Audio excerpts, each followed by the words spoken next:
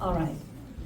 Oh, say, can you see by the dawn's early light what so proudly we held at the twilight's last gleaming, whose broad stripes and bright stars through the perilous fight o'er the ramparts we watched were so gallantly streaming, and the rocket's red glare, the bombs bursting in air, gave proof to the night that a flag was still there.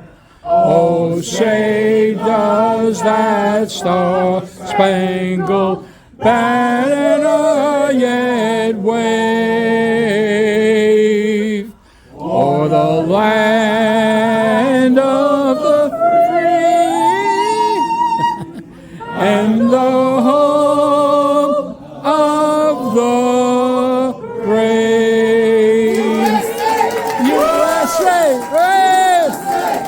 USA! USA! USA! USA! USA!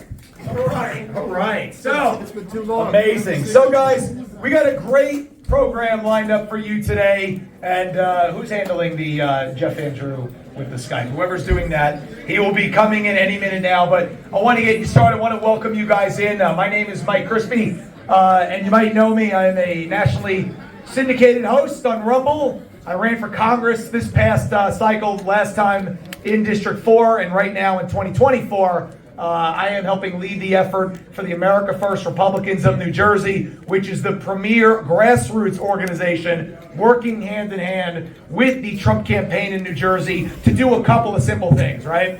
We talk about action. We want action. A lot of people talk words, but we want action, and that's why we're here today. Because people in this state of New Jersey are trying to keep President Trump off the ballot. Can you believe it? Trying to keep him off. No, they're in trouble. They've already started a lawsuit in this state to do the, we have kids in the room, so I'm not going to say the BS that they're doing all around the country, trying to keep President Trump off the ballot. We see the way they're coming at this man with the lawfare. We see case after case in state after state. And every single time he comes out of the courtroom, we become more unified. Because we know that we're in the fight of our lives. We know that this is the most important election in the history of the country. And we know that if we come together like we are today, we can do our part and make our voice undeniably heard. And that's what we're going to do in the next couple months with the America First Republicans of New Jersey. You guys probably see in the back of the room stacks of paper and a crazy guy with a beard and glasses handing them out to you, asking for your information. That's Mike Bergen. And the reason that we're doing that is because in the state of New Jersey, everybody who runs for any office has to qualify for the ballot. So President Trump isn't on the ballot yet unless we qualify him for the ballot, okay? That requires getting petition signatures from registered voters and getting those petition signatures, filing them with the state, and sending an undeniable message that not only will President Trump be on the ballot, but he's going to get the most petition signatures in the history of any presidential candidate in this state ever. We're going to make that happen. And you know what happens when we do that? People will take note. President Trump put out a Truth Social post when he named Jeff Andrew the New Jersey chair, and he said, "I believe New Jersey is in play." We've all seen what happens in past elections when we almost won a governorship. And President Trump would say, from being around him and listening to him to talk, that our base is so much more enthusiastic that the way that we galvanize turnout, the way that we galvanize grassroots, that will lead to the victory. So if in governor elections we lose by 3, President Trump, we get the whole base, we get all the votes, and we'll win by 3 points, and we'll shock the world. And guess what? Come to rallies here, come to events here, and everybody in this room will have played a part in that. So we appreciate everybody's here. Give yourselves a round of applause for doing something. Not just talking, but doing something. So our mission, it's simple. Petition signatures in your local communities. You're going to take a book. You're going to get all the registered Republicans to sign for President Trump. And when the deadline comes, we're going to have a stack of paper 6 feet high. That's like here, right? Because I'm kidding. 6 feet high.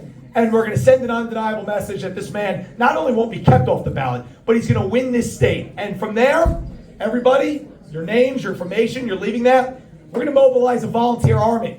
We're going to work hand in glove with the Trump campaign, and we're going to show him that he should come here in November. He should do rallies leading up to the election because he can win this state. And that's going to send a message. If he's coming and doing campaign rallies in New Jersey, what does that say about the confidence of all the states? It's going to be a great momentum surge for President Trump. So let's do everything we can in the next 2 months to make it so President Trump says, I need to come to New Jersey. I need to come. This isn't a blue state. It's a purple state waiting to turn red with the common sense, America First ideals put back in the forefront and real voters hearing about it, not buying the propaganda from the fake news, Fox News media, okay? So that is what we are here to do today. And it is such a great honor to be with you all. And we see what is going on all over the country. It's an uprising of great American patriots, and you guys are all here to join us in that battle today. So we got a lot of great speakers for you. We're going to be coming up with programming. I'm going to be emceeing for you guys for the day. And like I said, we're going to be having a very special message coming up any minute from Congressman Jeff Van Drew. And on that note, I want to say something else very important as we get started here. We have local elected officials in the room, right? If you're a local elected in any way, raise your hand. Local elected official. You're local, you're elected, you're an official, very official. Give a round of applause for these people. You know why? I'll tell you why. Because people, they look at these, phony poll numbers and they listen to their consultants, they pay too much money, and they go, you can't embrace Trump in New Jersey. You're going to lose. You can't do that. You can't do that. And many Republicans in the state are cowards. They hide.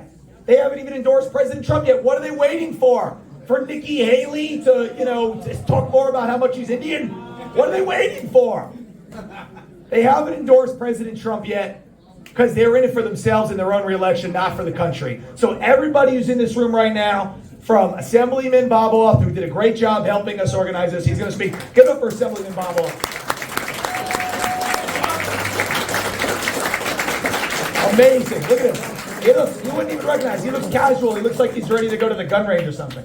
So, Assemblyman Boboff on down. These people are choosing the difficult right over the easy wrong. It's easy to go, I'm not going to make any endorsements. I'll support the nominee. We're done with that. Okay? Could you imagine being so spineless at a time where the illegals are flooding across the border by the hundreds of thousands a week, and we go, well, we're just going to wait and see what happens. Going to wait and see. We won't have a country anymore. So everybody in this room who is elected and who puts their name on the ballot, and we should have more people who are putting their name on the ballot. Quite frankly, after this, we will. Because a lot of you guys are going to figure out how to do it in the local communities you're in, and you're going to get on, you're going to get elected, and then you're going to make a change. This is the start of a 10-year resurgence in this state. But the people right now who are elected, who are here, they are paving the way, and they're courageous for doing it. One more round of applause for all of them. You're going to hear from many of them today. We're ready? Talk, Casey. Speak up. Setting it up now.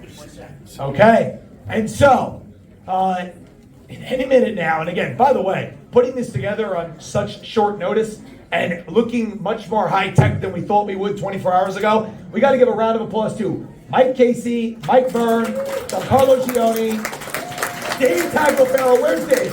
He's behind there. Just great people who are taking their time out of their schedule to put this together. So I am living right now, but again, we're going to have a great day for you today. We're not going to keep you here all day. We got pizza, which we'll ask to hold on the pizza until we get Congressman Jeff Van Drew, because he's got a tight schedule.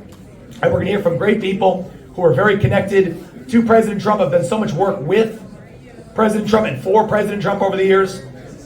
We definitely put together an incredible lineup, and we're going to be announcing some endorsements locally. Now, I'll tell you this, while we're almost there, this is really important, is that this is not just one event in Bergen County. It's not just one event. Now, many of you here live in Bergen County, but this isn't one event. We're going to do this every single weekend that we can in a different county, and we hope that at least some of you will join us here. And every weekend we're sending a message. We're going to get bigger and louder and more undeniable in our support for President Trump. So every weekend, guys, every weekend we've got great people who are organized. I hope you'll join us. So, do we have the sound? Do we have the sound on him? We're doing a great job. The tech is. Yes, Mike Crispy, that's me. So, and for those of you again who don't know me, Mike Crispy, host of Mike Crispy Unafraid, one of the most popular streams on Rumble, also on Salem Podcast Network, Lindell TV. And so, is the volume good? Are we good on volume? All right, turn it all the way up. All right, if everybody can be quiet, very special guest here, Skyping in the chairman of the New Jersey for Trump campaign. Now, you guys know that I follow, if you watch my show, what's going on in Congress. You got people who are just walking and talking, and they're not getting anything done. They pay you lip service when they come back to the district, but when they go to Washington, they don't do anything tangible and feasible about the issues we care about. There's a lot of people like that in Congress. We call them the uniparty. And there's a couple people out there who are not the uniparty, who stand up for America First values when they're in Washington, when they're back in the district, and everywhere in between. And it is such a great honor to have a Congressman Jeff Andrew, who truly is one of those great people. Obviously, we know what he did in President Trump's term, switching and coming out and standing as one of the leading voices in this country against the witch hunts, the original witch hunts against Donald Trump. He did it when it wasn't popular, and he was right. And he's been just a tremendous leader for our state, and he's going to be a tremendous leader for the Trump campaign in New Jersey. And hopefully when President Trump gets back in, Jeff Andrew, Congressman Jeff Andrew, is playing a big role. I think we got the audio. I want to introduce him. Everybody, Congressman Jeff Andrew. Give him a round of applause. Our independence undeclares are the few remnants of conservative or moderate Democrats that are left. Please explain to them where we were 3 years ago. We had a strong economy. We were exporting energy, not on our knees begging other countries for energy. We had tight borders. We were buttoning up, and we did button up the borders. We didn't have the decaying cities that we do now, with ever increasing crime rate. And look what Democrats are trying to do to the relationship between a child and a parent. Look what they're doing to our schools. Look what they're doing to our military. Look at our foreign policy. We were strong, no wars, no problems, because we have a strong president. We now have a weak president, and when you have a weak president, it opens us up to war. And we have proxy wars all over the world right now. This is serious stuff, ladies and gentlemen. We're in the fight of our lives. But you, the people that are out there, the good soldiers that are willing to stand up for this country, that believe in the United States of America, that believe in freedom and faith and friendship, that believe in what made this country great. And you know what? Don't let anybody ever tell you that you're doing the wrong thing. Because I'm here to tell you, I'm here to tell you that President Trump, every single time I speak with him, and I speak with him a great deal, he talks about New Jersey. He cares about New Jersey. It means a lot to him. He's done a lot for us. He's willing to do a lot more for us. We need to do this for him. Get those petitions signed. I am so glad to see that you're doing it already. I'm glad to see this event. I appreciate the work that Mike Crispy is doing, that Assemblyman Arthur is doing, and that you all, attention everybody, you all are doing so much. And I mean it. I appreciate it. Now, I said in the beginning of this, it's about the end game. We cannot accomplish our goals to make America great again.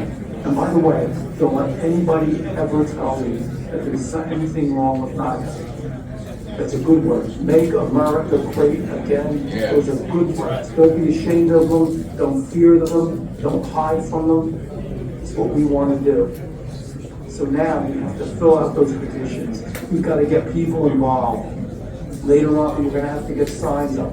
We're gonna have to connect and make sure that those that are in the middle of the road or that are a little fearful or haven't heard the truth and don't understand, but they know something is wrong right now with the United States of America. They do feel the pain. We have to get to those folks. This isn't just a popularity contest. And by the way, this isn't an election like we used to years ago. You know, it used to be Republicans and Democrats came and went, administrations changed. But we can't lose this one. I'm here to tell you we can't lose it. As I said in the beginning, because we could lose our country. It's serious stuff. And you all are the people that have to get it done. I'm so proud of you, and I mean that. I'm so proud of what we stand for. Together, we stand side by side to make America great again.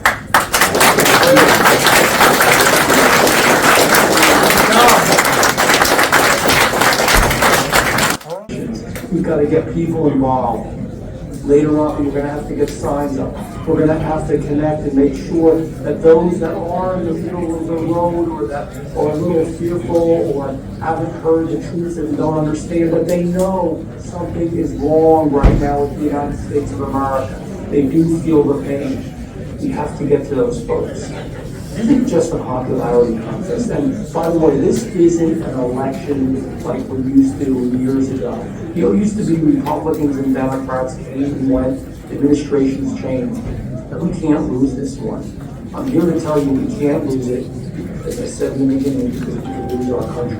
It's serious stuff. And you all are the people that have to get it done. I'm so proud of you, and I mean that. I'm so proud of what we stand for.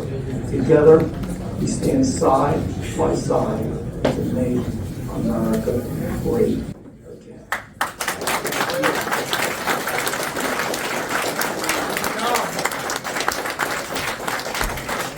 All right. Congressman Jeff Andrew, everybody, one more time. It's not easy to do it, but he does it, and he says it, and he walks the walk, and he talks the talk. So amazing. So listen, everybody, we got a big program for you today. That's an awesome way to kick it off. I just want to announce, as we're going here, some of the dignitaries in the room. So we got some candidates in the room. And again, this is the RSVP, so there might be some that I missed. But we have Mary Jo in the room running for Congress, CD5. Mary Jo. We got Joe Belnome running for Congress in CD11. Joe, where's Joe? Jersey Joe. We got Billy Peppa running in District 9. We have Ramon, you like that, Ramon? Ramon Hernandez running in District 10.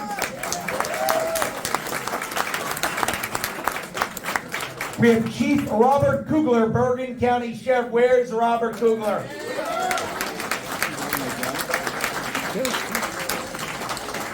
I also see Greg Milley over here running for Senate.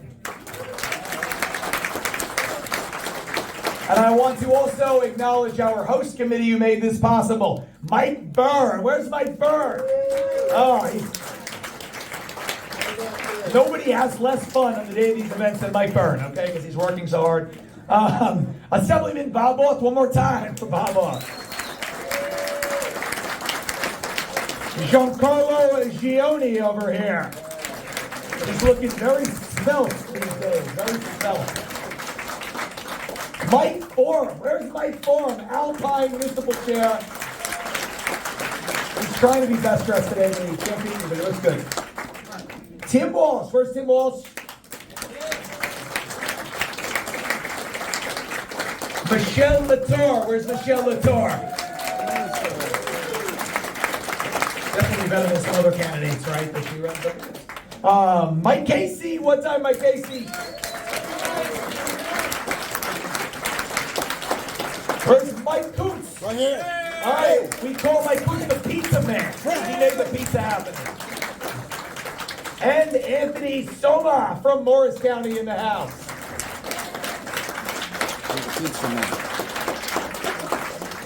So, all right, well, we are going to get the program started today. with the speakers. And the first thing we're going to do is, in order of business, we're going to have Mike Byrne come up and talk briefly about the petitions. Again, why we're all here. So, Mike Byrne, can you please join me on the stage? Mike Byrne in the back of the room. Join me on stage, Mike Byrne. This guy deserves a round of applause. Worked so hard. Mike Byrne, everybody. Casey. Stay over here. All right, Mike Byrne, tell you about the business. Okay, there you go. Okay, thank you, Mike. Thanks for getting everybody fired up here. Thank you all for coming out. This is a tremendous kickoff event to our statewide tour, Hands Off My Ballot. So this is just the first event. We're going to Sussex and Morris County next. We'll be in Ocean on the 24th. We have pending events in Gloucester, Middlesex, Somerset. So we'll let all of you know. If you're a Trump aficionado, you'll come out to all of them, I know. I know our guys from the Let's Go Brandon store will be there, and Mike Shapiro and our artists and so forth. It's going to be a great tour where we show that President Trump's second home, the state of New Jersey, is truly Trump country. In terms of the petition, when you came here today, you signed in, hopefully you signed in for our email list so we can stay in touch with you for the next 2 months, and then even after that, for the duration of the campaign to ensure that New Jersey, Trump carries New Jersey. But hopefully you signed in for our email list. If you didn't, please do that. Secondly, you can actually sign President Trump's petition once. If you haven't done that prior to today, you can do that with Laurie Schroeder in the back. And that will be your signature for the purposes of this petition. Third, we encourage you to take petition booklets. We have hundreds of petition booklets here available. Take as many as you want. They each hold 30 signatures in this case.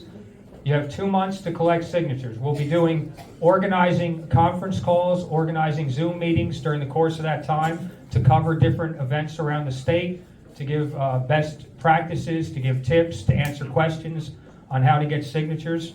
As you probably know, if you've done this before, Republicans and unaffiliateds count for the signatures. That's who you should try to get. If a Democrat inadvertently signs, their signature won't count. So we don't really want to do that, but it doesn't invalidate the whole petition. Don't worry about that if that happens. Anybody, anywhere in the state can sign any petition booklet. So we're not segregating signatures by district. And then most importantly, you do have to witness the signatures being collected. When you take that book, I may have been firm as you were coming in. If I saw a booklet that I didn't know exactly whose it was, we have to have booklets owned by certain people. So when you circulate a petition booklet, you are the one who swears at the end you collected all those signatures. And so if you have a booklet in your hand, that's your booklet. Don't share it with somebody else. If you think there are others in your family or friends or neighbors who are going to want to do this themselves, just take extra blank booklets and give those blank booklets to them. At the end, when you turn them in the future, we'll have more events to turn them in. You'll have to get the booklets notarized. And as I say, you have 2 months from yesterday to do this. So we'll give you many, many updates. You'll hear from Mike. You'll hear, as I said, there'll be conference calls, organizing meetings, and events all over the state. If you have a completed booklet with you here today, turn it in. John Carlo, raise your hand. Tim Walsh, raise your hand. They can notarize your completed booklets today. Thank you. On to victory. All right. All right, and so we're going to continue on with very brief remarks from the host committee and then our keynote speakers, who I also want to acknowledge here to set the stage. We have nationally syndicated radio show host Kevin McCullough in the building. He's in his own. We have President Trump's favorite author and legal scholar. He's leading the charge right now about the ineligibility of bird brain Nikki Haley, and President Trump is always posting out his writings. He does incredible work. It's like artwork. Paul Ingracia. Where's Paul Ingracia? Paul, are you here? All right, there he is. He's eating pizza. All right. Also, we have Jason Meister. Where's Jason? Jason, you speaking? And we are going to have one of my favorite people. He is President Trump's doctor, and he's been around for a very long time. He's known President Trump for a very long time. He's been a great supporter. He was appointed in the White House on President Trump's Council on Physical Fitness and Health. I think I got that right. Dr. Steve Soloway, amazing guy right here. Trump administration, I think he needs to be the Surgeon General next time around, okay? He needs to be the Surgeon General. So, all right, so now we're going to move on here again. Host committee, flowing. Assemblyman Boboff to the stage, please.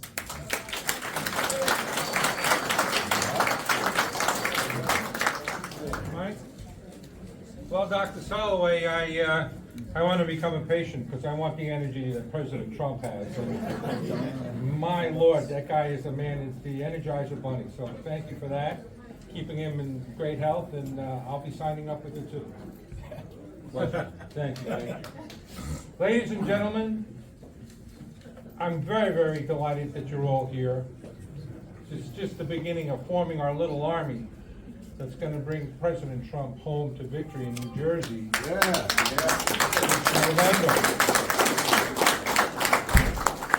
But it's not going to happen by accident.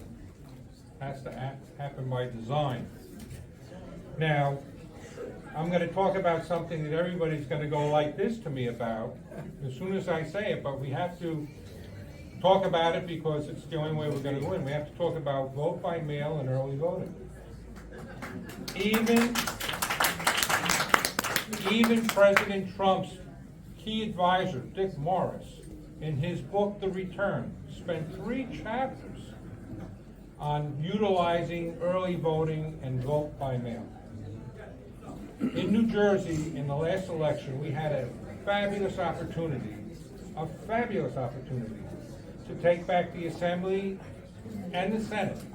And we could have really put the brakes on Phil Murphy and his horrible plans for New Jersey. And what happened? Low to no voter turnout. Jack Ciattarelli ran for governor and lost by 85,000 votes. We constantly hear in New Jersey, we're hopelessly blue. There's 1 million more registered Democrats than Republicans. Well, only 8.5% of them came out because you only won by 85,000 votes. Do you know that in Bergen County, 58,000 Republicans didn't show up in that election, just in Bergen alone? So what's the solution to the problem? The one that we need to embrace in this election cycle for not only President Trump, but for our congressional candidates. Mary Jo's here, right? How would you like to change the congressional race in District 5? Right? Yeah, he's one of the enslaved in the Gottheimer regime in District 5, as am I. What do we need to do? We need to activate our voters. We need to stop, as Republicans, complaining about vote by mail, because the end game is this.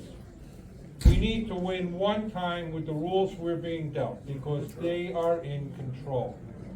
And once we win, the first bill I will introduce as the new chairman of the, what's that? Not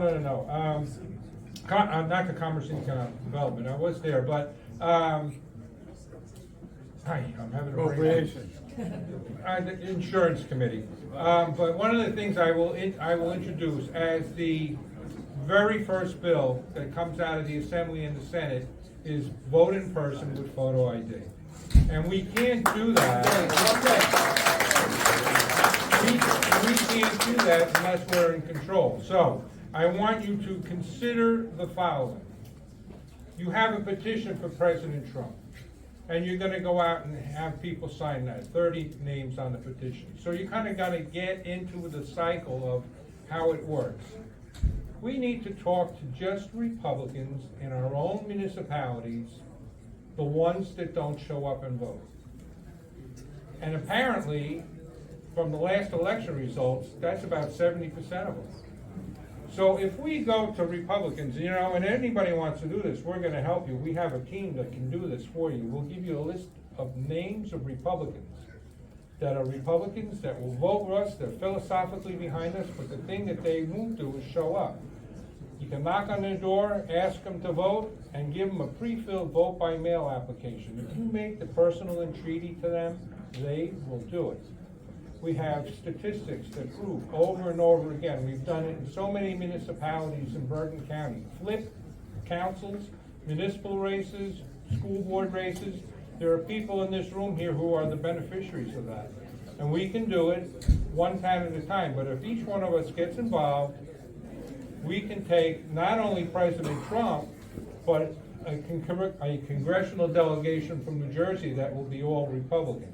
And that's the real end game for us here in New Jersey. So I'm asking you to join me. I'm asking you to please reach out to me after this event today so we can discuss this more. If you give me your name and your email, we'll sit down with you and show you exactly how to do it. We'll show you the records from the past that prove that our method is one that works.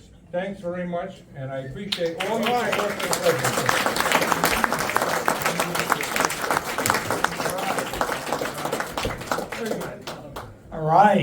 All right, guys.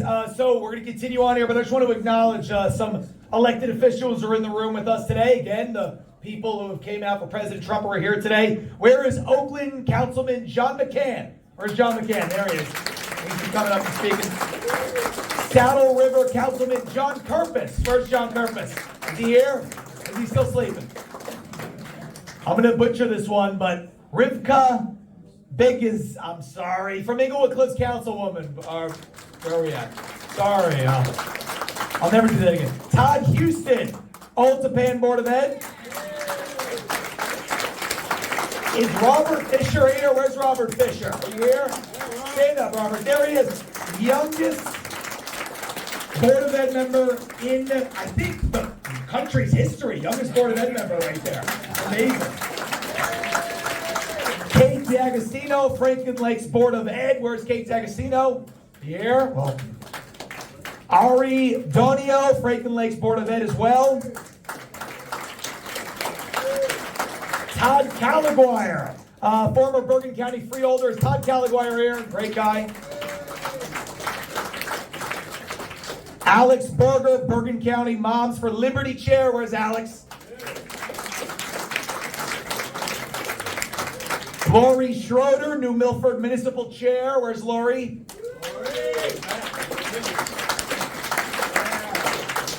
Phil Fredericks, Dumont Municipal Chair. Where's Phil Fredericks? Ed Durfee, North Val Municipal Chairman. Where's Ed? And Kathy Durante, District 39 Chairwoman. Where's Kathy? She's great. Great to see you, Kathy. All right, we got elected. Who says Bergen County can't go for President Trump? Are you kidding me? We got the electeds coming out. It's great. All right, next to the stage, we're going to have Councilman John McCann to say a few words. Please join us, sir.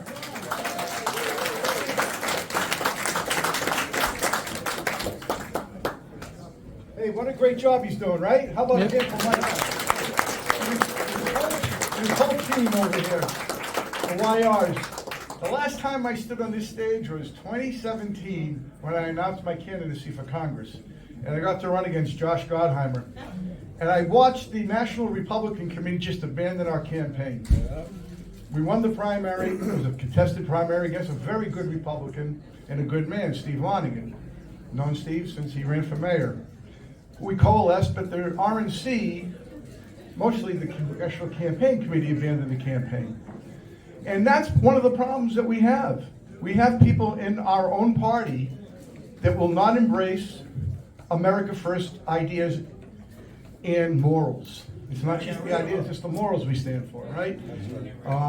And I'm preaching to the choir. We're all here for the same reasons, but there's a very important strategic idea that Assemblyman Orth mentioned.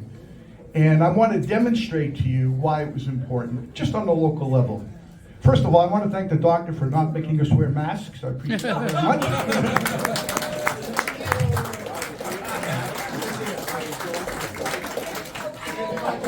No rhinos, yay! Right, follow the science. As he said, they don't work. And of course, for those who've been vaccine injured, this is a problem our country is going to be dealing with for the next 20 years or so, maybe even longer. But let me just tell you, so I'm a councilman now in Oakland, and that's either good or bad if you like local politics. But let me just tell you a quick story on why this voting by mail, which is against our DNA, right? You don't trust it. In fact, how many people voted in the last election in Bergen County, right? How many people?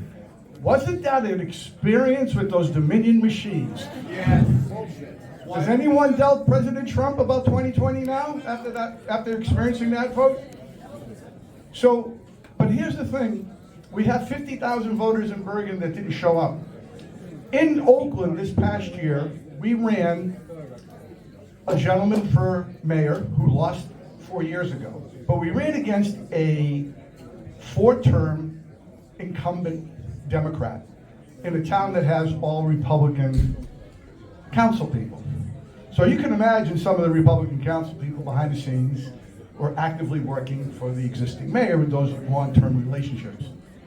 We put together in our town with our new municipal chair an actual program to vote by mail. And at the end of the day, we won the election initially by 62 votes. Okay? And in that time frame, we tripled our vote by mail efforts from the previous year on the backs of our new municipal chair. So all of a sudden, we get a vote challenge from the mayor, and we went to court. I represented the mayor-elect, and despite the fact that the voting audit that takes place by the Attorney General in all the counties, New Jersey, Bergen County had a 99.99% audit report. Yet, when we were doing the judge, a Republican appointee abandoned the principles, in my opinion, of what was needed for a vote count. All of a sudden, he was asking about what happened in these other towns, and had nothing to do with our own town. And I understand that, so he ordered a recount. Then, despite the fact that we had a 99.9% audit report, they found 34 more votes. 34 more votes were found. We still won. That means if we didn't do that vote by mail effort, we would have been stuck with another Democrat. We would have been stuck with more Republicans sucking up to that Democratic mayor. Now it's all reorganized in our hometown. That's what we need to do. We're all here, we all have great ideas, we feel the passion, but we need action, ladies and gentlemen. We need people to show up.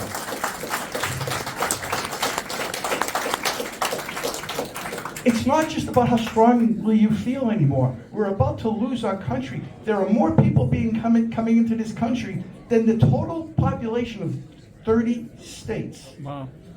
So now, you don't have to run for office. We want you to.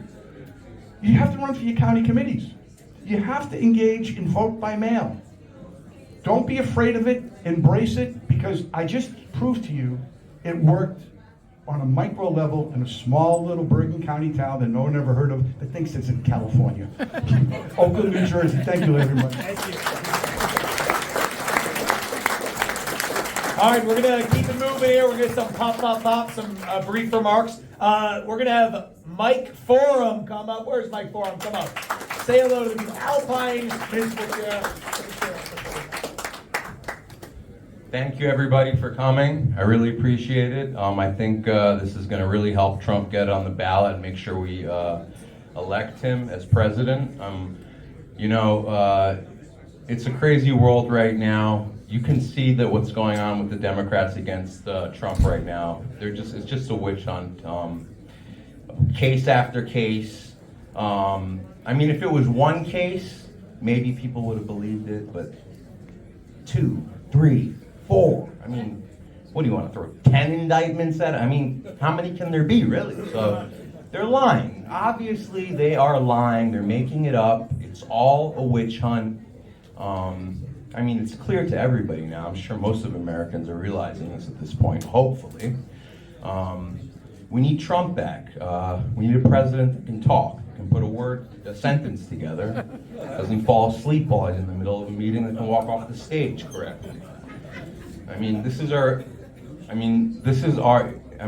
It's funny, but it's true. An image is a very important thing, and a president is the image for our country. Our country's power, our country's strength, and definitely doesn't give a good image of our country's knowledge or intelligence. So, bring Trump back. And thank you all for coming once again, and thank you everybody. All right, now what about the young people? They say that the young people now are coming out for Trump and Republicans more than ever. There's been a big shift in young voters. So the head of the Bergen County YRs, Tim Walsh, is going to come up and say a word. Tim Walsh. Thanks so much, Mike. Can I just say that I think Congressman Van Drew had it exactly right when he said, I can't. My name is Tim Walsh, chairman of the Bergen County Young Republicans, former candidate for Bergen County Commissioner, and all-around nice guy. Will any feds in the room please report to the back? We've got drugstore sunglasses and cargo shorts with the cuffs rolled up for you to change into. My group represents Republicans in Bergen County aged 18 to 40, and that's a group that currently boasts 16 Board of Ed members across Bergen County, 18 council members, and 2 mayors, including the mayor of this lovely town, Christy Piazza, great patriot, great man. Listen, the details matter. I think that's what today is really about. These petitions, this paperwork, the details matter. I think Joe Biden and his people wish they paid a little more attention to the details, so he didn't have to run as a write-in candidate in the New Hampshire primary, which has taken a huge flyer on those people's ability to spell. Of course, I'm not going to go after the supporters. We all know how to spell Biden, right? O-B-A-M-A. Listen, if make sure you're registered to vote at your current address. I have voter registration forms. I have vote by mail forms up front. We are always looking for people to work the polls. $300 for a 14-hour shift and some Dunkin' Donuts coffee. Yeah, sure. So please, stay involved, get involved, do your part, and we're going to win. I believe it. All right. Tim Walsh will be doing some comedy later tonight across the street. Michelle Latour, come on.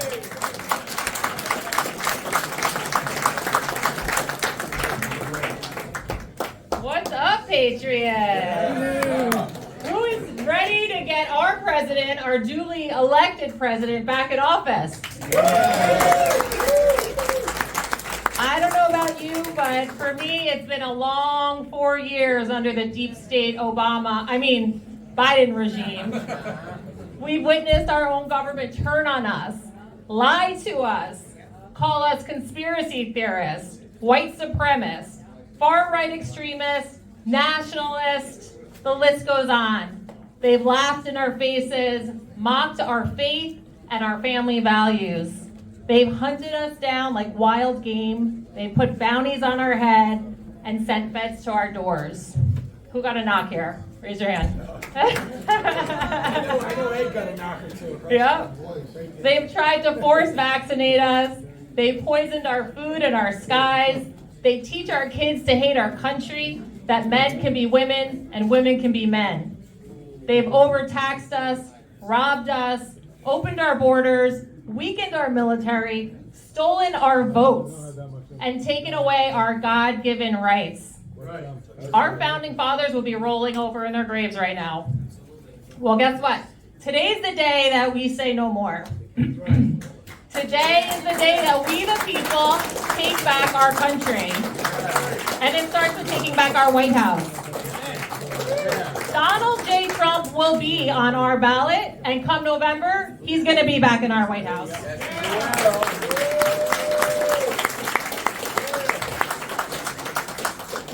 Whatever evil they throw our way, just remember, the Bible says, the weapon may be formed, but it won't prosper. We have God on our side. We have righteousness on our side. What our God ordains, he will sustain. This is God's country. This is MAGA country. Let's support our America First candidates. Let's turn New Jersey red, and together, make America great again. I think she'd be great in office somewhere.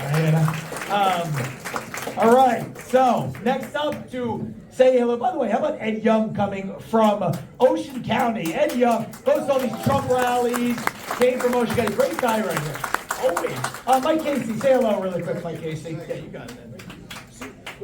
Say hello. You're too kind. You're too kind. So I'm wearing my original shirt from 2015 from the primary. So I am the day one MAGA person here. I gotta say, I see the next Trump administration in front of me. I see the press secretary, the attorney general Giancarlo. I see the ambassador to Italy, Paul Ingrazia, the secretary of education right there, and the surgeon general, and the next general, Ed Durfee. We'll never lose another war again.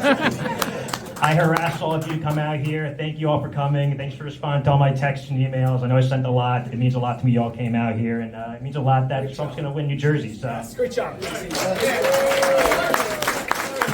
All right. Mike Coots. Mike Coots. Come up and say a word. Where's Mike Coots? All right, Mike Coots, everybody.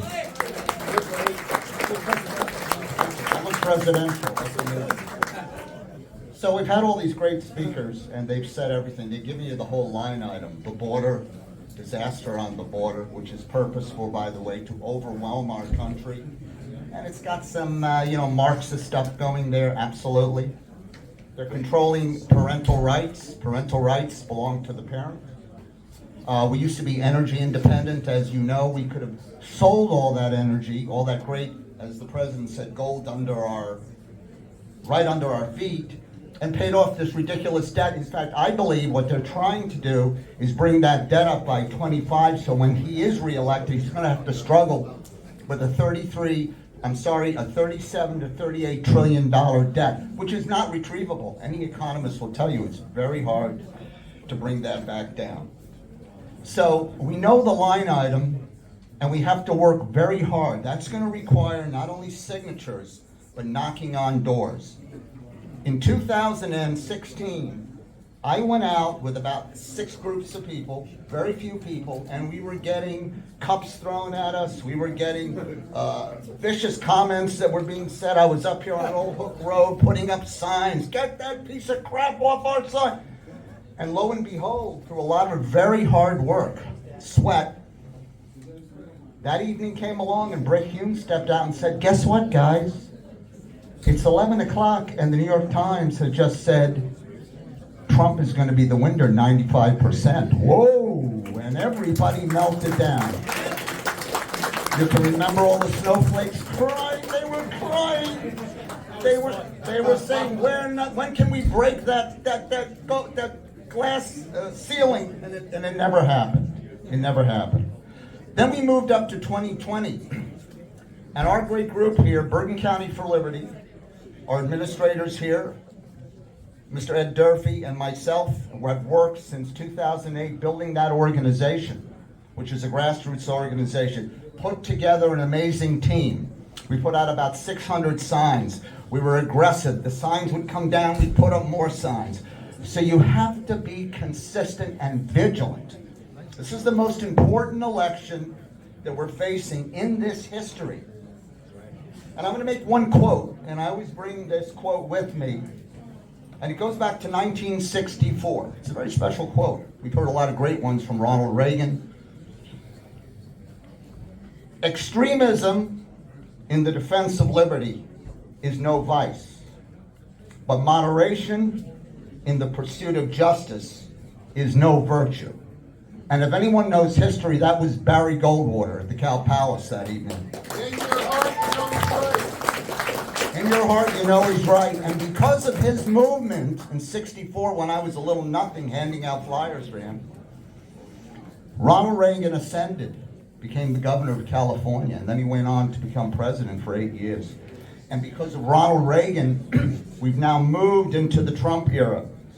And I will tell you, the vibration has changed. I can feel it. The energy is on our side. It's a divine providence.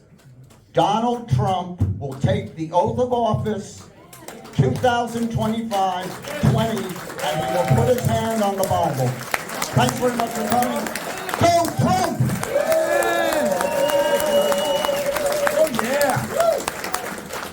All right, we roll on here next to the stage. Nationally syndicated radio show host Kevin McCullough joining us, New Jersey's own.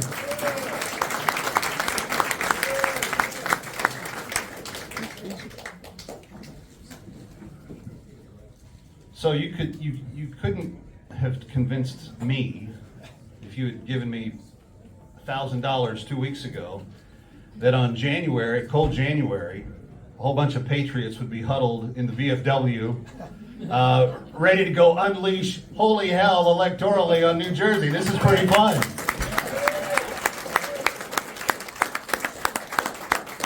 Did anybody watch what happened in Iowa? I felt embarrassed for the other two. You know, it was kind of bad. But I did find it funny how the one in the dress ran up and tried to act like she won the whole thing. Was that a little odd? Anybody else find that a little bit odd? She did it again. And I was thinking, well, she can't do that again. And then with like 6% of the vote in, up she goes in her dress. We won. Nope, you didn't. Sorry. And here's what's going to happen. The president's going to go to Nevada, and he's going to clean everybody's clock because nobody else is even on the ballot out there. So he gets all of those delegates.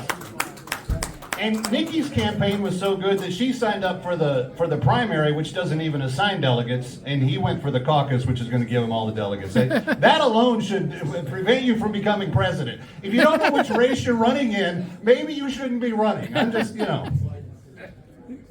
And then when we come back to South Carolina, can I get a witness? Trump country is going to come out, and Donald Trump is going to beat her somewhere in the 25 to 40 point range. And when that is done, this nonsense about who should be the nominee for the Republican Party will be over. And not a moment too soon. But I have to tell you, last week in New Hampshire, I listened to the Laconia speech by the former president very carefully. I didn't get to see it when he did it live the night before the election, but I watched it the next night because on the Salem News Channel, which is my new TV home, we were doing special coverage. So I wanted to make sure I understood all of his closing arguments going into the election. And he gave a lot of great points. He talked about how he promises that he will sign a ban of DEI the first one he gets on his desk. He will sign a ban banning them. He said he would sign a ban of men participating in my daughter's sports team. He said he would see to it that CRT and gender theory have no place in American schools, ever. He said that he would begin to drill, baby, drill on day one. And that's important for about 145,000 reasons, the most significant one of which is if we drill, our enemies go broke. If we drill, Russia doesn't make money to invade Ukraine. Right. If we drill, Iran doesn't make money to fund Hamas to attack our allies. If we drill, we solve a lot of problems, not to mention the fact, who in the room wants to pay $1.99 a gallon for gas instead of $4 or $5? Yeah. So I'm loving the fact that he's just throwing all these high heaters, you know, just on the night before the election. And Nikki goes, he didn't say what he was going to do for the people. But then he got to this one part of his speech that I thought was really, it was just a little kind of throwaway paragraph in the speech. I've studied speech writing, and there's things that, you know, you really wants to, but this was something I think he put in there as an aside. And that is, he said, what's wrong with our president? Meaning, why does a president of a nation that is democratically elected ever say something's wrong with Make America Great? And you know what's really astounding is that 0 people in the media over the last 3 years have asked that question either. No one at Fox News asked the question. What's wrong with Make America Great? If I take my car to a mechanic because I have a busted hose in my engine, I don't want him to come out with some Scotch tape. Now that should hold you for about 2 more miles and it's going to blow again. I want him to take the hose off. I want him to make my engine perform the way it's supposed to. And if he's got a better hose that'll last twice as long, I want him to use that. Why? Because I want my engine to work, not just okay. I want it to be great. When I punch the gas, I want to go. When I take my kids to school in the morning, I don't want my teachers to sit there with my 8 or 11 or 13-year-old and say, how little can we teach you today so that we just get you to answer the test at the end of the week and you kind of get by. That's as un-American as it comes. We want excellence. We want the best. And it's not because of hubris or vanity or anything like that. It's because the American ideal is set in certain bedrock standards, the first of which is that there is a God, his existence in the universe matters, and he calls us to excellence because we're made in his image. So at the very least, I want my teacher to make my child's educational experience great. How many of you are Jets or Giants fans in the room today? Can you talk to me about mediocrity? Can you talk to me about the pain that comes when it's not great? Who would buy a ticket to say, I'm going to go tailgate? For them, they're kind of good. They're kind of okay. They won 3 games last year. Well, I guess we'll cheer for them. No, you're in agony because your teams aren't great right now. It applies across the board. If you want to get married and have a great marriage, you work on the components of greatness. Communication, time spent together, continuing to date long after you're married, showing immense gratitude, doing all the things that make the relationship not just palatable, but great. And it should be no less for someone who asks for us to give our permission for him to serve as our first employee, because the job of the first job in this country is to do all that they can. Not to let us mire in absent mediocrity and sadness. Not to just kind of raise our hopes so that we're somewhere in the middle of the pack in expectation. Not to be the 72nd best educated country in the land or the 24th best military. When our kids go to Paris next year, I want every one of them to win a gold medal. I want our military, my brother-in-law who just deployed on his 4th deployment on a carrier, and he will be headed to the Middle East where the Houthis are firing at us right now. I don't want us to say, oh, bad Houthis for shooting missiles at us. I want to launch a missile and whoop their ass. There is no space, there is no room in America for us to say to the first citizen, please just come and be kind of okay. The job's too big. The crises are too huge. The timing is too important. And our enemies know exactly what they're up against right now, which is a lot of nothing. If you want limp noodle democracy and defense, you've got it in the White House right now. Our enemies could roll over us at the moment. We need to restore our military. We need to build more ships. We need to be getting ahead of the ideas that they have in North Korea and China, because the hypersonic missile technology and all that stuff, this Defense Department has defunded. We haven't even been working on it. When I talk to my friends that are former Pentagon folks, it blows my mind. So for the President of the United States to snarl his lip at us and to say, MAGA this and MAGA that and MAGA, MAGA, maggots. Friends, it's an attack. It's not political neutrality. It is an attack on the greatness of our country. It's an attack on your children. It's an attack on our future. And the only way we take it back is to say we don't accept it anymore. We will not allow that to take place again. And we work now to fix it. Make America great. It's the minimum requirement for the job of presidency. It's the smallest thing you do. If you want to be a great president, you start there and you go way further. But you don't start 1 ounce less than American greatness, because it's what we came and sought when we made this nation. I am so thrilled to see a packed house in January. Let's go out, get these petitions signed. Let's ballot harvest every single ballot we can. And just let me tell you, Laura Trump told me, Eric's wife told me just a week ago, She said, Kevin, in every state where it's legal, we are going to do it to the max. Let New Jersey set the example on how we get it done. God bless you, and God bless America.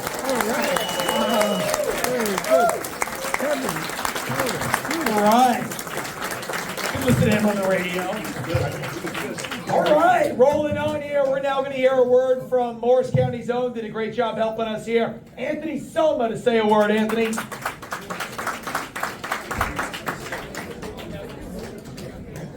Everyone, I gotta tell you, the energy in this room is off the charts. I'm so happy to see everyone out here, so happy to see everyone participating.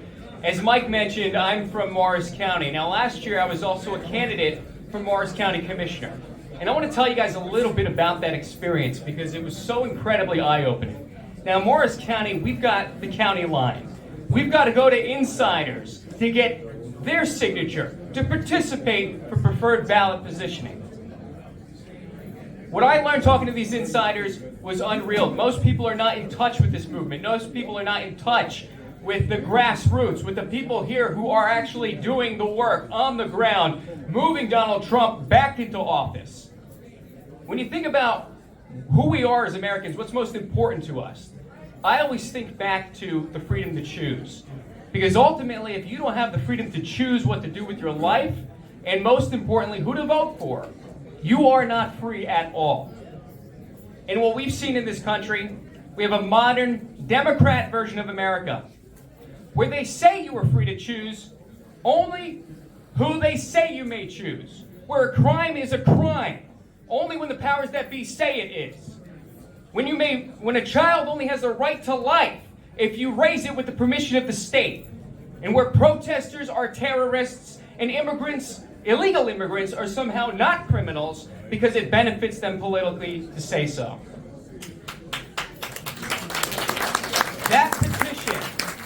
That petition that you guys hold in your hands, it isn't just some piece of paper. We're not just going out to collect signatures. What you carry with you is gold because you carry the timeless American message of freedom, of the freedom to choose, of prosperity. When you're out there, know that it is not only your duty, but it is your honor.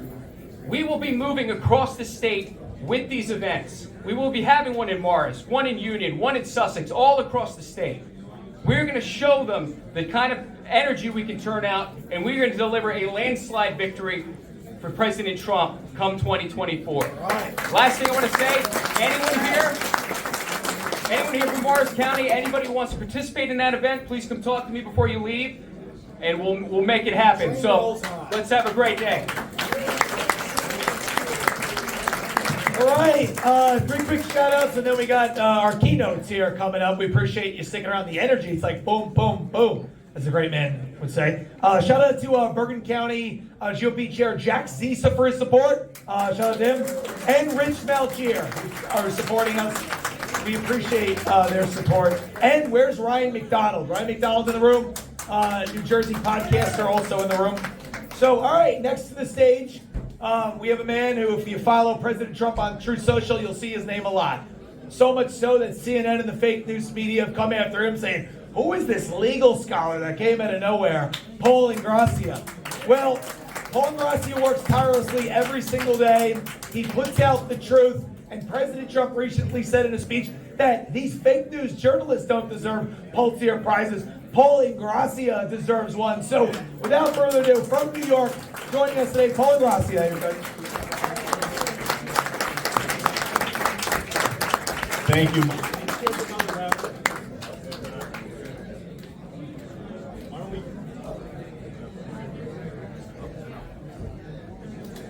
All right, there we go. There we go. Are we good now? Yes, we're good. So why don't we give another round of applause to Mike, Giancarlo, Mike Casey, Mike Thurman, working so hard back there. This has been a really incredible event so far. And we really very much appreciate all of you for showing up today. I was just in New Hampshire this past week. It was a great event, but I had an opportunity. I had an opportunity to speak to both President Trump and Don Jr. And when I spoke to Don Jr. especially, I told him, I'm from neighboring New York, just across the river, but I said both New York in New Jersey are in play this election cycle. And Don Jr. said, really, you think so? And I said, of course. Given how many people are behind you in these states, in the grassroots, given how mobilized we are this election cycle, given that we're now so familiar with the fraud and how the system works. So I'm very confident, and I wanted to let you all know that I relayed that message to them. So I was asked today to provide some remarks about the state of the presidential race and why it is so important to mobilize our base and turn out voters in this upcoming election.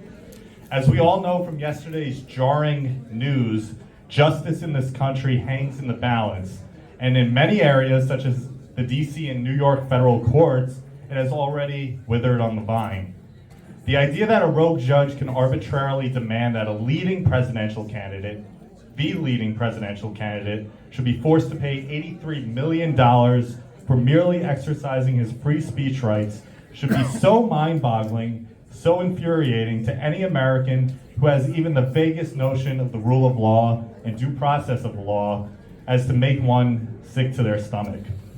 Yesterday's outrageous verdict was not only election interference of the highest order, though it certainly was that, nor was it simply an affront to the due process of law and everything the constitutional guarantee entails: a right to a fair trial, a right to a fair jury, and a fair venue, as well as a right to undergo cross-examination, all of which were egregiously either violated or denied during the course of this sham proceeding, though it was also that too. But more fundamentally, it was an attack on the very notion of what it means to be an American, or what it used to mean at its very core. America was once a place that guaranteed the pursuit of happiness. Indeed, it was the first and still only nation on the face of the earth that made the pursuit of happiness the cornerstone of its very existence. This building block is what made America great in the past. Our once unrivaled, enterprising spirit was responsible not only for establishing the conditions that produced Donald Trump's fortune and rise and fame, but also the fortunes of so many great business leaders and statesmen throughout our history. It was free enterprise, the outgrowth of our constitutional guarantees to speak freely and openly and do business and pursue any number of creative endeavors, unencumbered by government intrusion, that would enable America to become the dominant superpower of the 20th and 21st centuries, the greatest empire the world has seen since Rome. But now all of that is in jeopardy by these decisions, which are blatant political prosecutions. America is no longer a place where creative pursuits may be made without the tyrannical hand of government getting in one's way. Indeed, our society has been dangerously conditioned into accepting the current state of affairs as normal when it emphatically is not. The idea that America must be in a state of perpetual decline, almost as if by cosmic decree, is a relatively novel development in the grand, albeit still young, history of our country. In reality, decline can and should very much be a choice. We too easily slip into the habit of believing the depressing political realities before us are somehow irreversible because those institutions that incubate our collective psychology as a people, whether through the education system or mainstream media, by design attempt to demoralize. These demoralization efforts, such as taking down statues of George Washington or Thomas Jefferson and Christopher Columbus, or teaching school children that every great man of the past was an evil racist slave owner, or by forcing biological men to use the restrooms, locker rooms, and compete against biological women in sporting events, whatever else they throw at us, allows these agents of managed decline to get away with their destructive policies more easily because an unhappy population is far more controllable than a happy one. That New York judge, Judge Kaplan, is a Marxist. And do you know how I know that he is a Marxist? Well, it's not just the fact that his courtroom resembles a kangaroo courthouse in the banana republic systems of justice so common in countries just to the south of us, like socialist Venezuela or communist Cuba, but it goes much deeper than the mere prosecution of political enemies, which by itself is unprecedented to this degree in American history. It also goes to how our courts have become dangerously politicized as to give merit to a lawsuit that any other point in history would have been tossed out the window without second thought. In the not so distant past, Any attorney who brought a lawsuit against anyone, let alone a president, without so much as a plausible claim of liability would have been laughed out of the profession. Here we have a woman who claims to have been raped, but could not even remember critical details of the incident, such as what year the alleged rape took place. She did not even first write about this incident until 25 years after it first took place, and only filed a lawsuit several years later when she received encouragement from a major Democratic donor who was simultaneously also bankrolling Nikki Haley's long-shot presidential campaign. Talk about election interference. This is the very definition of election interference in the obstruction of justice.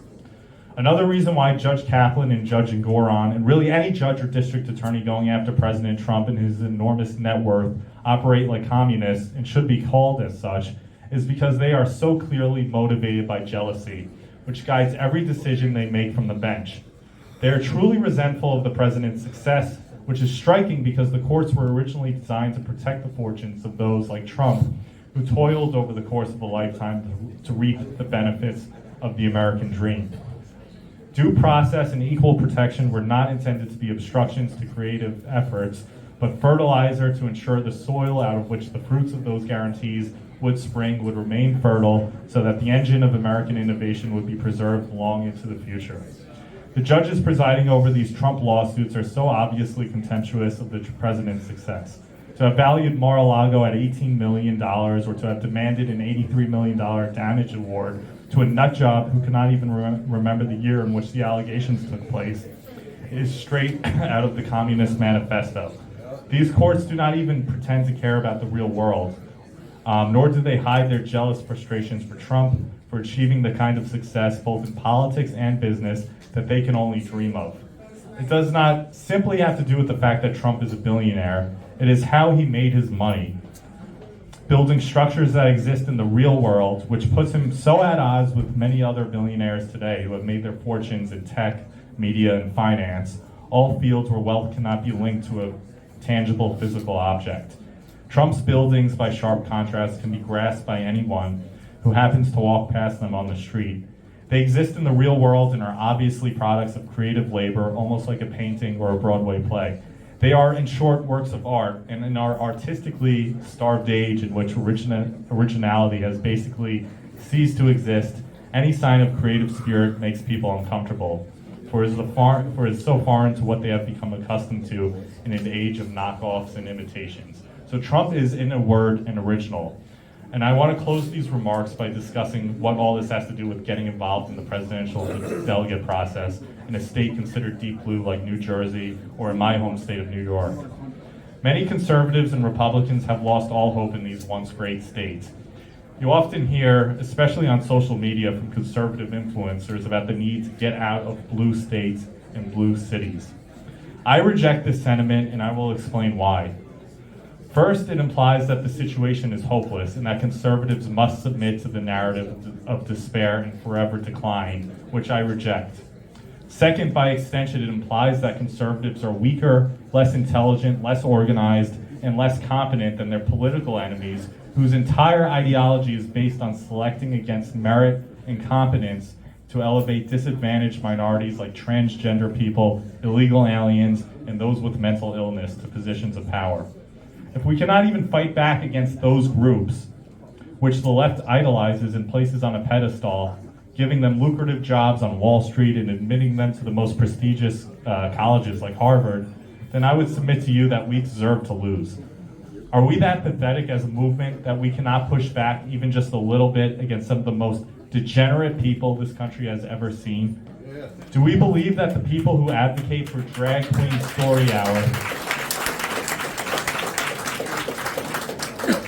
Do we believe that the people who advocate for Drag Queen Story Hour, which is a central doctrine for the Democratic Party now, are truly criminal masterminds, super geniuses who cannot be outsmarted by people on our side?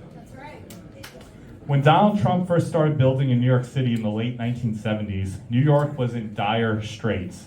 People just like today were leaving the city in droves. Everyone thought the timing was horrible to begin a career as a real estate developer in Manhattan. But he refused to listen to his critics and allowed his own convictions to guide him. As a result, he almost single-handedly revived New York from obsolescence and catalyzed the boom and renewal that New York went through in subsequent decades. That was the work and vision of a single man. We should take inspiration from his example and regain confidence that New Jersey and New York can also be reinvigorated. It will be a lot of work. It's going to take a lot of work, and we face a great deal of opposition, and much of it from within our own party, as we well know. But it can be done because there is no law in the universe that says decline is inevitable. Great civilizations are made by great men, and the politics of renewal is found in creators like Donald Trump, who stand athwart the prevailing consensus and have the audacity to tell everyone there is another way. So thank you very much. Thank you.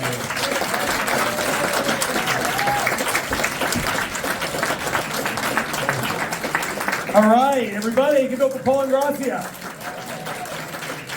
All right, next we have a very special speaker, and before we do that, none of these things, everyone goes, is it free? How do we do it? Somebody who supports this and supports this event, okay? None of it is possible to get together. So this man, just before I introduce him, a round of applause for Dr. Soloway for being our sponsor of the event today. It is so important.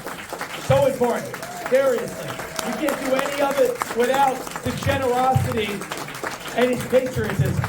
So listen, guys, I have the great honor to introduce Dr. Soloway. He is one of the best doctors in America.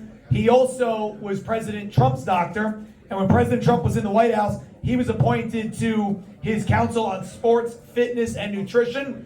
He continues to be a confidant of the president, and again, when President Trump gets back in the White House, it is my belief, it is my hope, it is my, it's mandate, we need it, that especially what we see with the medical system going crazy, that we have people like Dr. Steve Soloway leading the charge in this administration, and we cannot repeat the madness that ensued with those last health officials. So, without further ado, everybody, keynote Dr. Steve Soloway. Please give him a round of applause.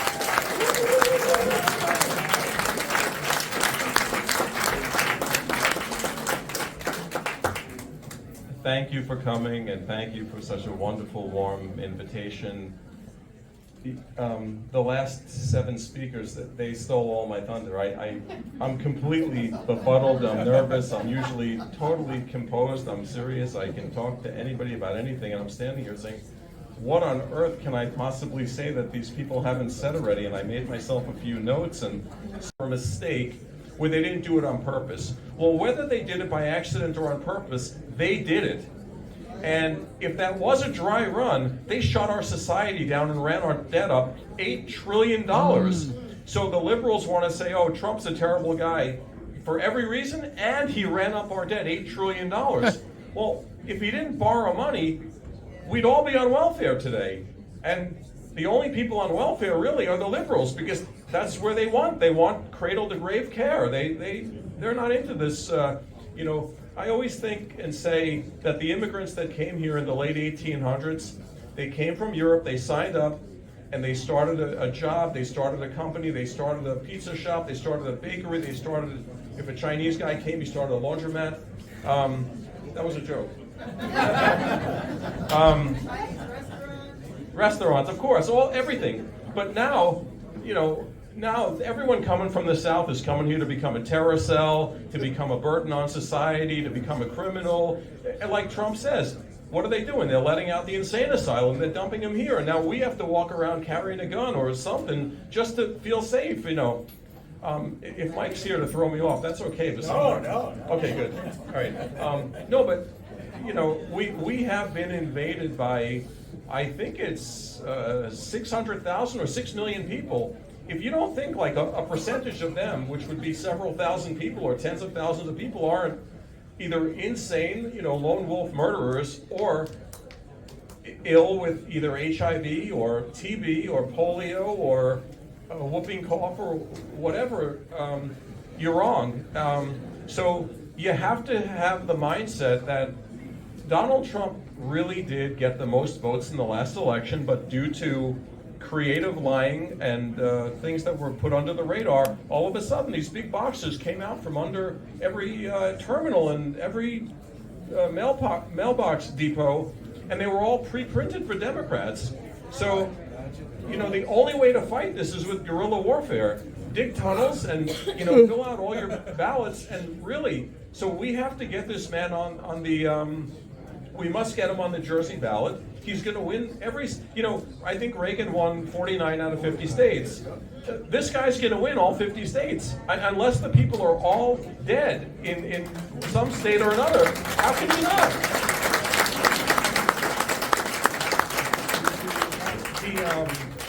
You know, arguably, the fact that we're living in this time right now with Donald J. Trump, we are living in a time with likely the most famous person to ever inhabit the planet in the last 500 to 1,000 years. And I am so blessed that I'm one of maybe 5 or 6 people in New Jersey to actually have his cell phone number. You have no idea. I'm serious. Now they're all going to ask you for... No, I promised the Secret Service I wouldn't ever give out his number. But the thing is, I mean, we really, this is like the Mona Lisa, you know, this is something, this is not a generational thing, this is a millennial thing. There's probably one person every 1,000 years that might come along, and I don't know the other 9,000 years prior, but, you know, there's dinosaurs, and then there's Donald Trump, and then there's, I don't know, Genghis Khan, or who knows. But we are really living in an exciting but a very scary time. So we're being invaded, and again, if you can see, you see we're being invaded. I mean, you know, so here's my next fear about this invasion. Here you have the Texas governor, who's a solid guy. He says, you know, I got to defend myself, I got to put up barbed wire. What's the problem with that? It's your state, put up barbed wire. Well, Joe Biden, who's, you know, being told what to do, clearly he doesn't think, he was told, we're going to take down the barbed wire. So what's going to happen? You're going to have the federal government bring in, what, the army to go shoot the National Guard? So there's the start of a civil war. Now, I'm not a conspiracy theorist, but if you don't see the writing on the wall, what happened in 1860, whatever, when Abe Lincoln wanted to abolish slavery? There was a civil war. Well, Donald Trump, when he uses the term "Make America Great Again," all the liberals think "Make America Great Again" means bring back slavery, take away women's rights to vote. These people are so out of touch, it's ridiculous. I think, you know, and I'll clarify in my own words what I think he really means, and I know you guys all know this, but like after World War II, we had so-called greatest generation. Everybody prospered, everybody worked, everybody had fun. Clean-cut fun, you didn't get arrested, you weren't being spied on. You're not being indicted like a ham sandwich like this poor guy is every other week, or having his house invaded by the FBI. That's what the greatest America is. It's that start after World War II. I mean, of course the founders, George Washington, they got us free and this and that, but the real greatness that we all know because we all knew somebody living in the greatest generation, or maybe some of the elderly people are from that, like my mom and dad, they passed in 2022. They were married in 1950, whatever. They were married 70 years. They had a great life. I mean, hell, how bad could it be? They had one kid, me. But let me just see if I have any other things here that I think are important. So I've had many years of friendship with Donald Trump. Donald Trump is a very honest man. He's very kind, caring, compassionate, and he really does want the best for everybody, even the liberal losers. He really does. He would love to get them all psychiatric care, I'm sure. That one wasn't meant to be a joke, I'm serious. Next, about a month ago or so, I was in Normandy, and I'm sure this room has heard of Normandy. So I got a special tour of Normandy because of my relationship with presidents. Well, they're planning for his trip over there 5 years from now. So I believe they're anticipating he's going to win.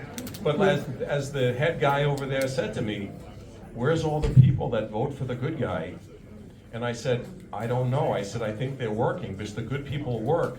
The crazy people are out doing crazy things, shooting up malls, pretending they're boys when they're girls, and trying to, you know, I can go on with that, but Trump made a comment about this invasion is poisoning our country, and that they hit him for that like he's some sort of he's Hitler or whatever. He's right. When these people come over with no good intent, with no intention of working, and they know they can get free health care and free food for free, while hardworking people who lost their job can't get free health care and free food. This is insane. This is really insane. Really insane. Off the rail. Let's see. So I talked about the border with the health care. Oh, so I wanted to say something about this verdict, about $83 million. No, so I want to put this in perspective for you. I did some research before I got here today, and I want you to know that this is the 9th largest punitive damage freebie, the 9th largest in history.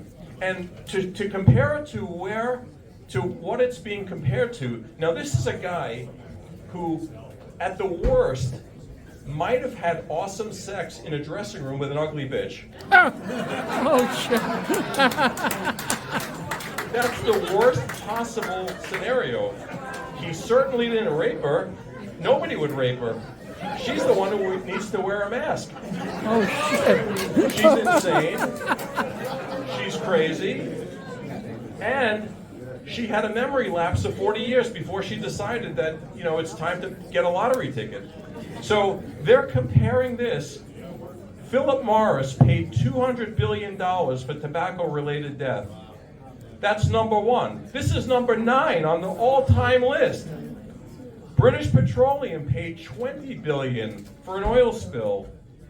Volkswagen, for an emissions problem, paid $14 billion. General Motors paid $4 billion. Talcum powder causing ovarian cancer. Fen-Phen causing whatever. Silicone breast implants comes in at number 7. And then something called Actos diabetes pills, which must have killed somebody. Then the next thing in amount of money is this lunatic who got these damages against Donald J. Trump. Because she said she said she's not my type. She's no one's type.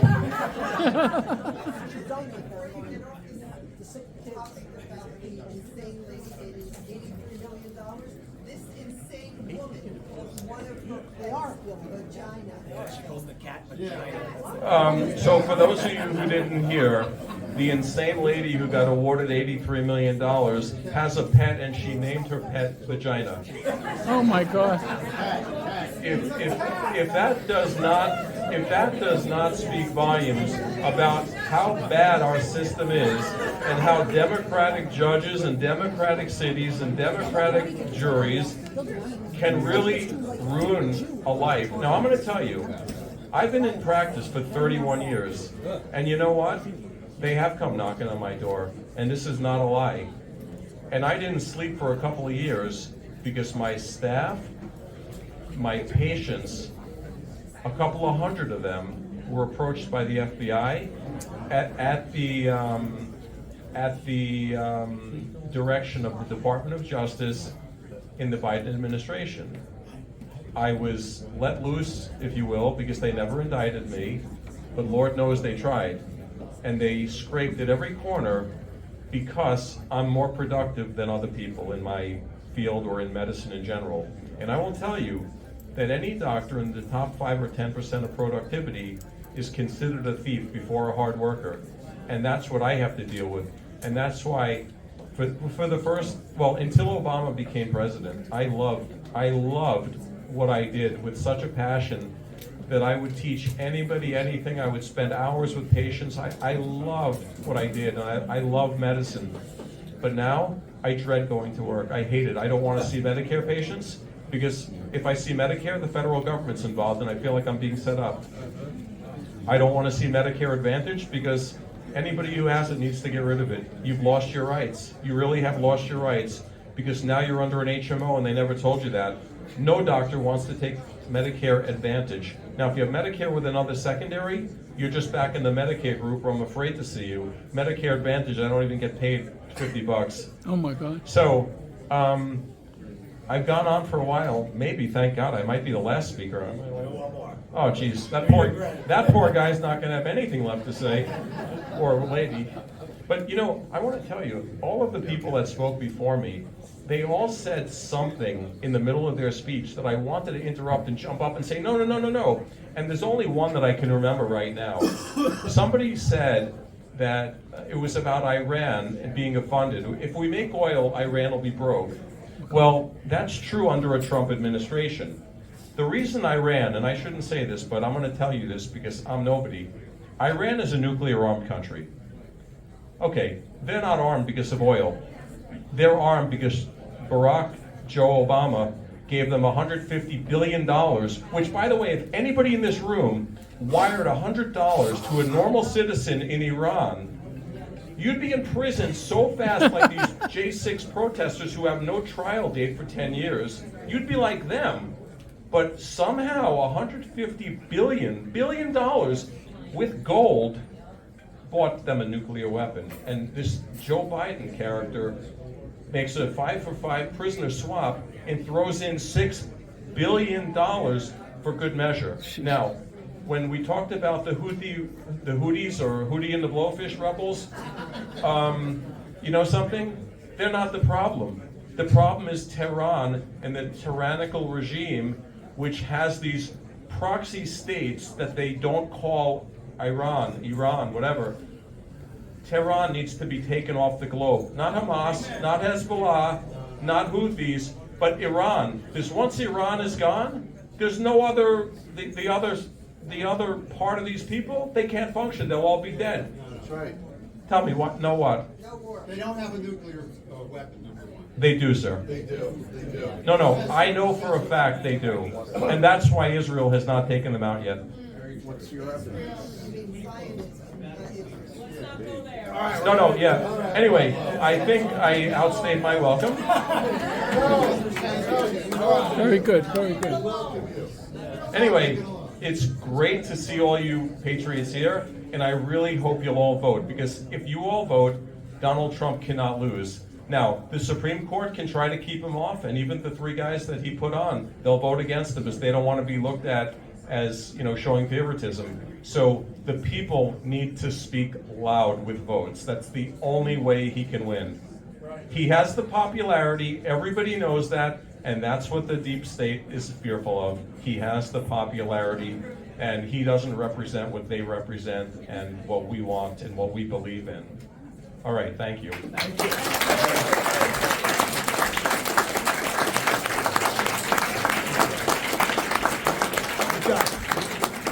All right, everybody.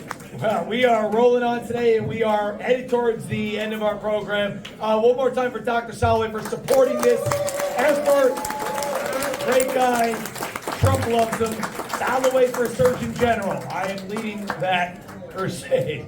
So, all right, we have our next speaker as we are wrapping up here. What a great day it has been. And where is Kirpus? Where is John Kirpus? You know, he wasn't here. Kirpus actually showed up. There he is, great patriot right there. Saddle River Councilman. He's growing the beard out. Can't see him, he's wearing camouflage. Kidding. All right, we have Jason Meister to the stage, a Fox News commentator, Trump advisory board member, to say a couple words, and New Jersey's own. Jason, why don't you join us on the stage here? Thank you.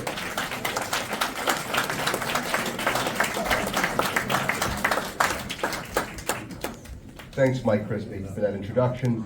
Thank you all for coming here. You're all American patriots, and we're all in this together. Amen.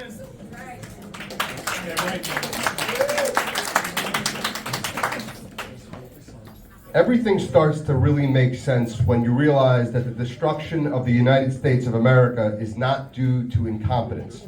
It is intentional, folks. They want our border wide open. They want our cities consumed with crime. They want our economy to fail. They want to destroy the nuclear family. They want pandemics, forced vaccinations. They want insecure elections. They want harmful drugs on all of your streets, thermonuclear war. That's why Biden is cheering the imprisonment of political dissidents and denouncing truth seekers while pretending he's George Washington at Valley Forge. Virtually every poll currently puts Trump ahead of Biden, and they are sick of hearing the same old tired lies streaming out of Democrat-infested media to keep the candidate that they want out of office. Under the American system, those in power sooner or later have to bend to the will of you, the people. But as Trump has said, a new and terrible poison has entered the body politic. We have political partisans ready to tear our system to pieces to retain power. They kick opposing candidates off ballots. They ban them from social media. They take them to court on bogus indictments and charges. They threaten to imprison opponents to stuff a Supreme Court whose decisions won't rubber stamp their agenda. They even hint broadly at assassination. They're not playing by the rules, folks, but they're playing for keeps. Can we stop them? Is there still time? I believe that there is. I believe that we can, but it's not going to happen without all of your commitment. Your commitment, your time, your money, your determination, your actions, your votes, but perhaps most of all, your commitment to the truth. When asked how communist totalitarianism came to an end in the Soviet Union without war, without armies, without terror, or battle or bloodshed, Alexander Solzhenitsyn gave a very good formula. He said, live not by lies. That was the key to the rebirth of freedom in Russia, and I believe it's the key to our own rebirth. Just stop lying, and the entire woke house of cards will come crashing down in an epic collapse. Just stop pretending that this senile administration and its wrong-headed policies and perverted principles are acceptable. Our opponents are living in a delusional bubble. They think that if they censor every objection, if they silence and imprison every critic, if they repeat their lies loud enough and long enough and bully every one of you into submission, then they'll win. But they're not going to win. All they'll achieve is what Biden has achieved through his presidency, a popular contempt and national disaster. You cannot build a strong and flourishing nation on a foundation of falsehoods. You can only build it out of bricks of truth. So speak truth to power, spread truth to those around you, hold truth tight, refuse to go along with their lies, because if you do, our victory is inevitable. Thank you.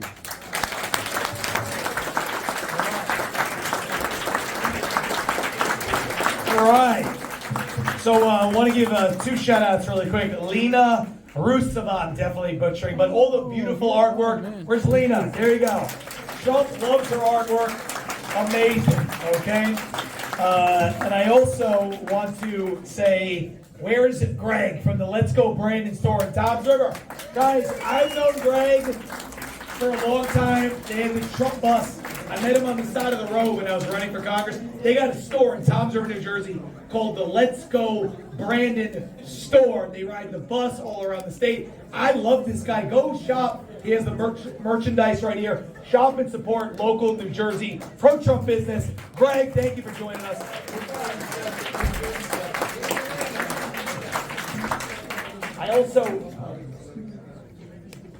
I have two things, okay? I want to acknowledge, where's Ralph Amato? Where's Ralph Amato? In the house, right there. Ralph, I just want to say, Ralph is a Democrat who, before you get mad at him, he's a Democrat who turned to support President Trump in Paramus, so he's endorsing him today. Ralph, let's get a round of applause for Ralph.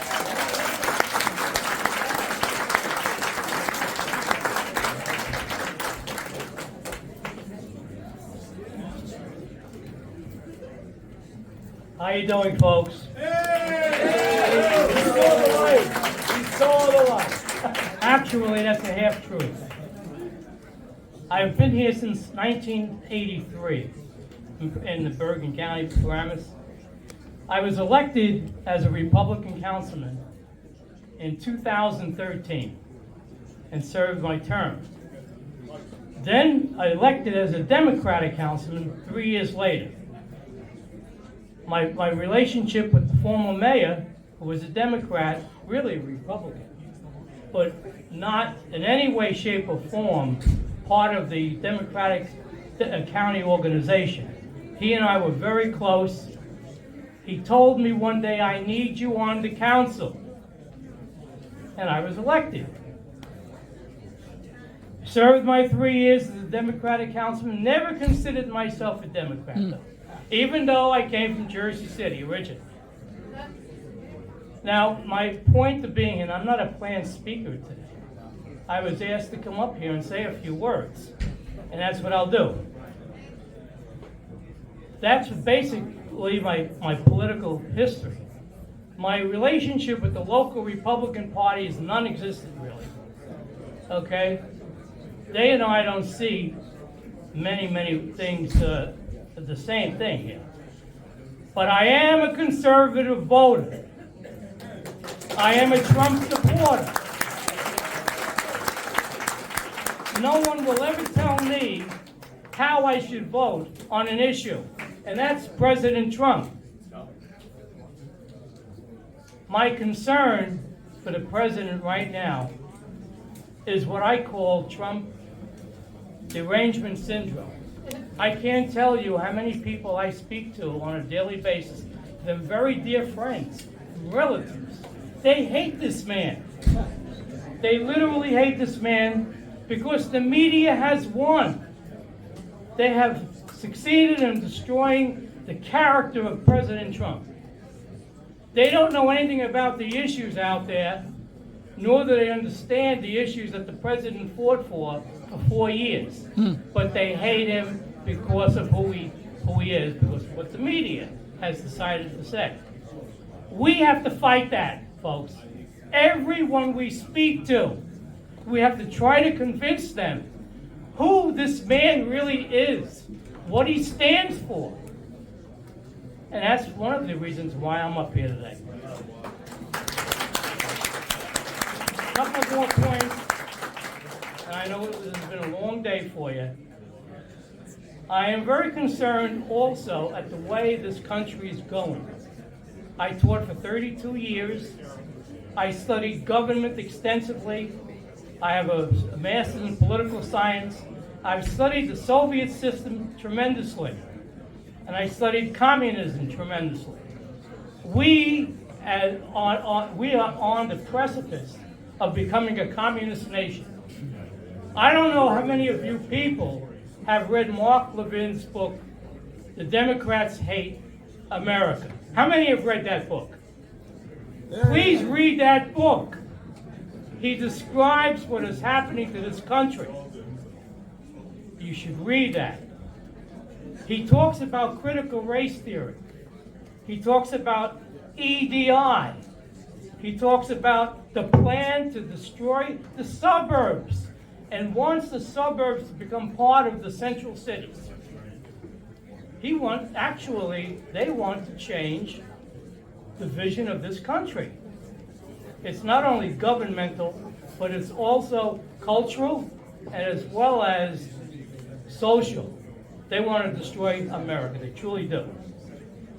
If we do not support this man in 2024, we are in big trouble. And that last speaker,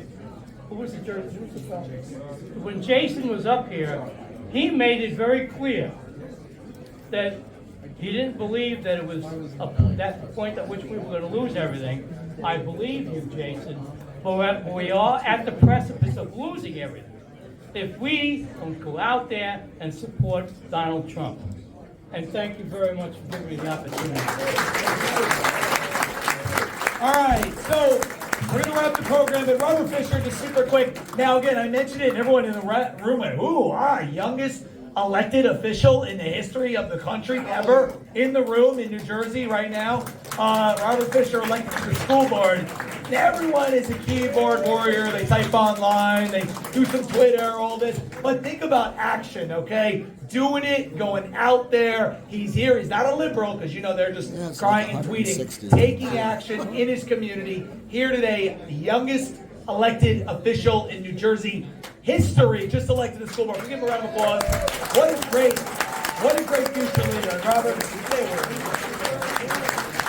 First of all, it's great to see so many America First patriots in the audience.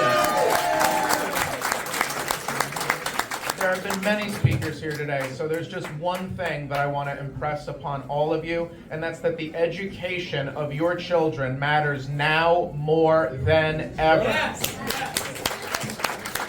Vladimir Lenin, first leader of the USSR, first communist country to exist in the world, said, "Give me the children for 5 years, and I will plant a seed that you will never be able to uproot." The NJEA has turned public schools in New Jersey into communist indoctrination camps, and Park Ridge is no exception. 2 books that I found in the school library, first month of being on the board.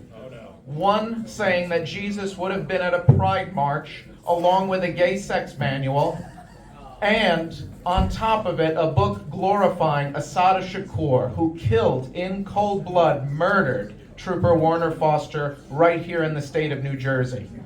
The education of your children is the foundation of everything they will be believing in the future.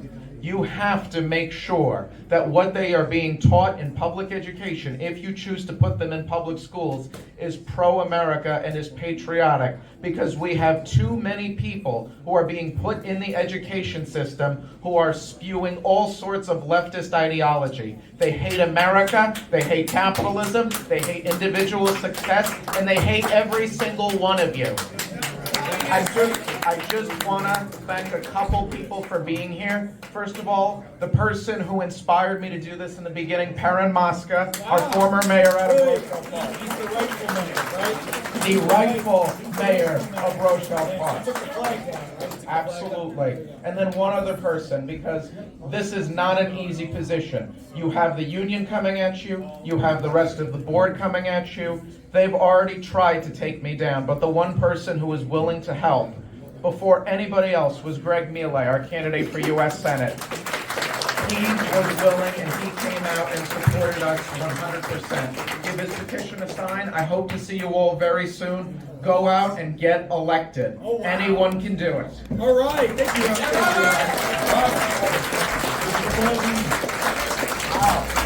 you.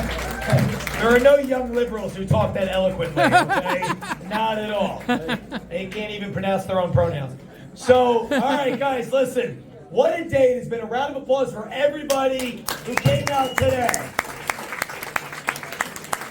Where is the MJGOP? Where is every single elected official in North Jersey? Why aren't they here today? I don't know. But everybody who was here, everybody who spoke, everybody who took their time out of their time today, again, one more round of applause, because we can do it in New Jersey. But we got to start here. We're going to look back on this moment in November when President Trump wins. When New Jersey, the poll, they're going to go, wow, New Jersey's in play. Nobody saw it coming. We saw it coming because it started here today. So, to wrap up, I'm going to get my great friend, Giancarlo Gioni on stage. We call him the Bergen County Wizard of sorts. And he's going to do some programming here to take us out. Giancarlo? I want to thank everyone, so many of my good friends for helping me put this together. Mike, so many fun things that we've been doing around the state the past few years, and I'm so glad to be doing it with you, Mike Byrne, so many of our supporters here. But I wanted to do this first one, besides for the fact that I'm from Bergen County, wanted to do it in Bergen County because people forget this is the Ohio of the state. You can't win Bergen County, can't win a statewide election until this county goes red, and it can go red, and it will go red. You look around here, the energy shows it. This can be and should be a conservative county, and it will be, and we will force all of our elected officials, including the ones that are not here supporting our president, to get on the train, get on the bandwagon, and we will deliver in historic fashion a win for President Trump. And we will continue this red movement through Bergen County. So thank you all for coming. Yes. We're going to be doing another one of these. Get your petition signed. We're going to get them notarized, and we're going to get Trump on the ballot here.